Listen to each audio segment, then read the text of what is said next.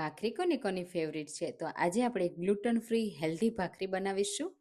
Hello friends, હું છું શીતલ. તમારું સ્વાગત છે મારા કિચનમાં. પચવામાં હળવી અને ખાવામાં સુપર ટેસ્ટી ક્રિસ્પી એવી ખસ્તા ભાખરી બનાવીશું, જે તમે સવારના નાસ્તામાં જો રોટલી ઘઉંના લોટમાંથી કે રોટલી ખાતા હોય અથવા ઘઉંના લોટની ભાખરી ખાતા હોય ને, તો એના કરતાં આ બેસ્ટ ભાખરી હું તમને ગ્લુટન ફ્રી બનાવીને બતાવીશ. તો વિડીયો એન્ડ સુધી જોજો અને એકવાર આ રેસીપી જરૂરથી બનાવજો. તો ચાલો બનાવીએ જુવારની એકદમ healthy tasty crispy gluten free bhakri. જુવારની ભાખરી બનાવવા માટે આપણે લેશું રેગ્યુલર જુવારનો લોટ, જેનાથી આપણે રોટલી અને રોટલા બનાવીએ છીએ એ જ લોટ લેવાનો છે. અને હું અહીંયા 1 કપના માપથી તમને ભાખરી બતાવું છું, તો તમે 3 કે 2 ભાખરી બનાવી શકશો. અને હવે મોણ માટે 2 ટેબલ સ્પૂન તેલ એડ કરવાનું છે.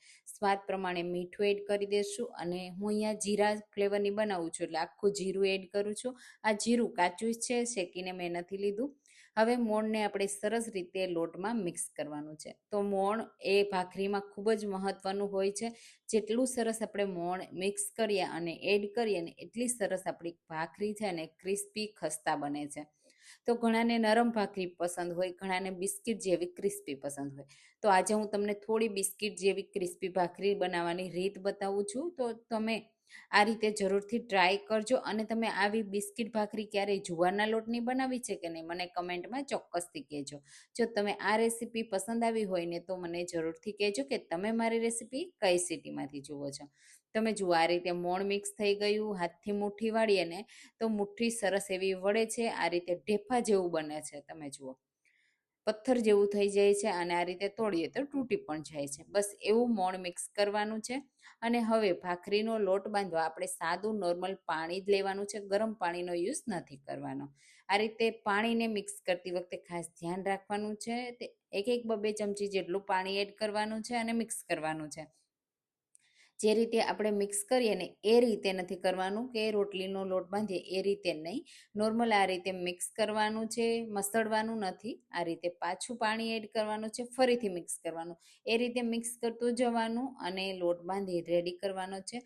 આ લોટને બહુ કઠણ નથી બાંધવાનો, એકદમ ટાઈટ નથી બાંધવાનો. ભાખરીનો જેવો રેગ્યુલર ભાખરીનો બાંધીએ ને એવો નહીં, થોડો એનાથી નરમ રાખવાનો છે. અને આ લોટને થોડો મસળવાનો વધારે છે. તો આ વાતનું ખાસ ધ્યાન રાખજો. જો મસળી લેશો ને એટલે ક્રેક બહુ ઓછા આવશે, શેકતી વખતે ભાખરી તૂટશે નહીં. અને ખાતી વખતે પણ તમને વધારે કડક નહીં લાગે, પેઢામાં નહીં લાગે અને એકદમ ખસ્તા બનશે. તો આ રીતે લોટ બંધાઈ ગયો. તમે જુઓ, લોટ આ રીતે બંધાઈ અને રેડી થઈ ગયો છે. અને હવે આપણે લોટને હાથમાં લઈ અને તોડીએ ને તો આ રીતે તૂટી જાય છે. જુઓ, તૂટી ગયો ને. તો હવે આપણે એને શું કરવાનું છે, સરસ એવો મસળવાનો છે. તો હું અહીંયા લાડુ જેવો પહેલાં શેપ આપી દઉં છું. અને બસ હવે આપણે એને મસળવા માટે લઈ લેશું. જ્યારે ભાખરી વણવાની હોય ને, ત્યારે જ એને મસળી અને ભાખરી તરત જ વણી લેવાની, પહેલાં નહીં મસળીને રાખવાનો. નહીંતર પછી તમે એને વણશો ને તો તમે જ્યારે શેકશો ને તો પ્રોપર ભાખરી ક્રિસ્પી નહીં બને. તો આ ભાખરી મારે વણવાની છે, ત્યારે તમે જુઓ હું કે રીતે મિક્સ કરું છું. હજી આપણે એને 1 થી 2 મિનિટ આ રીતે મસળી સ્મૂથ કરી લેવાનો છે. તો આ રીતે એકદમ સરસ એવો સ્મૂથ કર્યો. તમે જુઓ, બિલકુલ એમાં ક્રેક નથી દેખાતા હવે. અને સરસ એવો સ્મૂથ થઈ ગયો છે. આ પ્રોસેસ જરૂરથી કરજો જો તમે જુવારની ભાખરી બનાવવા માંગતા હોય ને તો. નહીંતર ભાખરી તૂટી જશે અને નીચેથી ક્રેક વધારે આવશે.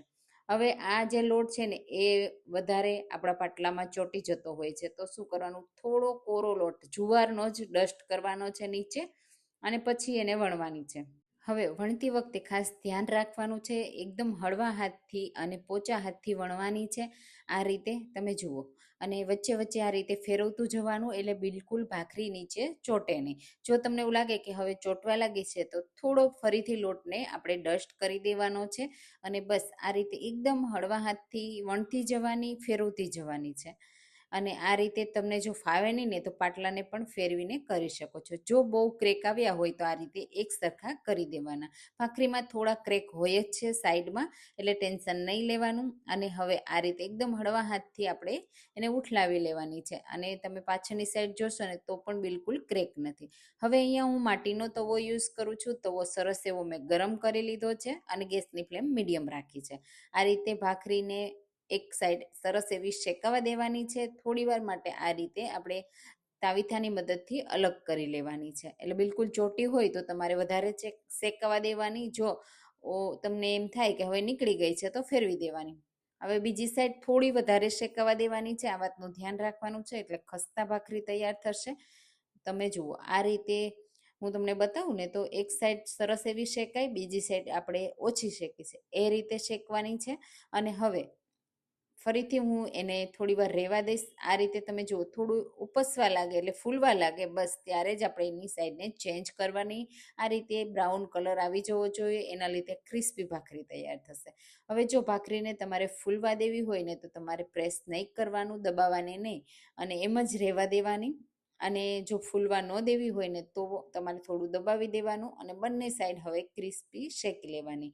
હવે અહીંયા ભાખરી શેકતી વખતે ખાસ એ વાતનું ધ્યાન રાખવાનું છે કે આપણે ગેસની ફ્લેમ લો ટુ મીડિયમ રાખવાની છે. હાઈ ફ્લેમમાં બિલકુલ ભાખરી નથી શેકવાની, નહીંતર અંદર કાચી રહી જશે. અને હા, ભાખરીને વણતી વખતે પણ ભાખરીને બહુ જાડી નથી વણવાની અને એકદમ પતલી પણ નથી વણવાની.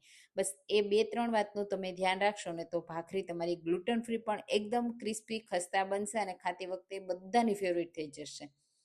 હવે અહીંયા જો તમે ડાયરેક્ટ ગેસ ઉપર પણ શેકતા હોય ને તો પણ તમે આ ભાખરીને શેકીને રેડી કરશો તો પણ ચાલશે.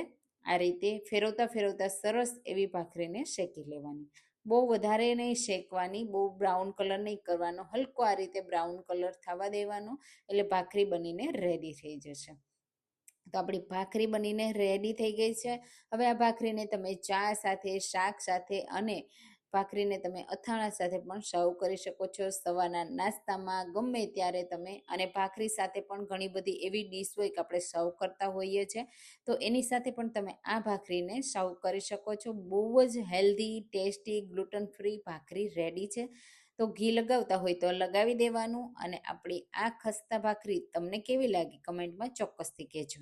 હવે હું તમને તોડીને બતાવી દઉં કે નોર્મલ ભાખરી જેવી જ ભાખરી આપણી તૈયાર થઈ છે. સાથે તમે જુઓ અંદરથી આ રીતે પડ પડ્યા છે, એટલે ફૂલીને તૈયાર થઈ છે. ઉપરથી ક્રિસ્પી છે, અંદરથી એકદમ સરસ એવી બની છે. તો તમે આ ભાખરીની રેસીપી ચોક્કસથી ટ્રાય કરજો. રેસીપી ગમી હોય તો ફોલો, સબસ્ક્રાઈબ કરવાનું ભૂલતા નહીં.